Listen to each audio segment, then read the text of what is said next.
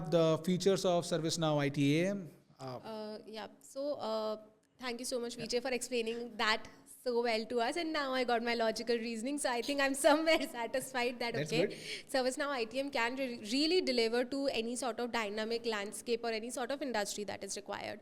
Additionally, when I talk about features of ServiceNow ITM, I think the terminologies itself will clarify a lot of things for Yeah. our viewers. So I think first one is software asset management, which basically ensures I that already you covered it just Yeah. just 2 minutes ago.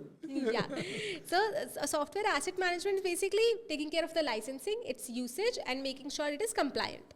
Now, when it comes to hardware asset management ensures the smooth process from procurement to the disposal of the asset, and also ensuring that there are no additional losses, there is no destruction of property or no destruction of assets that happened.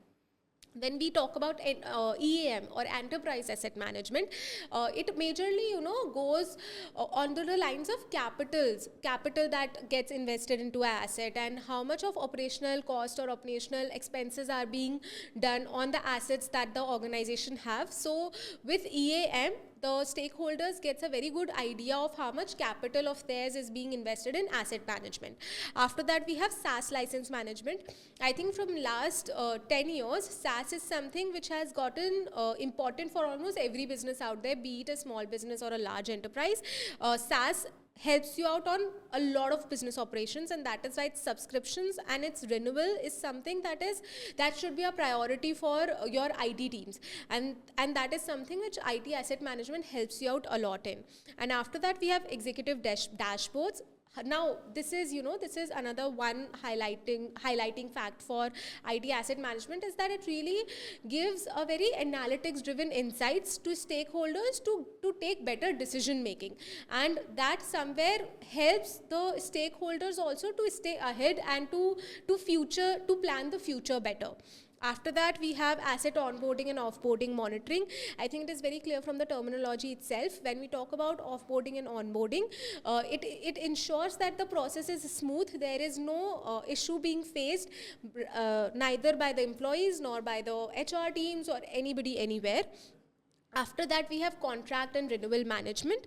Here, ITSM management prevent any lapses that might otherwise happen if in case you don't have a right ITM software in place. You might actually end up losing out on your contracts. You end up not renewing it and then bearing a hefty cost for it.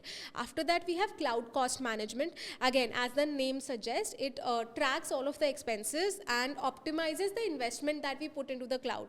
Because again, similar to SaaS, but a bit more expensive than SaaS, clouds are again a place where organizations now invest heftily. So when we talk about legacy ITAM systems, they don't really cater to cloud cost management or SaaS licensing, but ServiceNow ITM does that. Vijay, do you have any additional point to add on to You this? covered it all, and I think I covered it to some extent in my explanation itself only. We have covered all of that. Okay.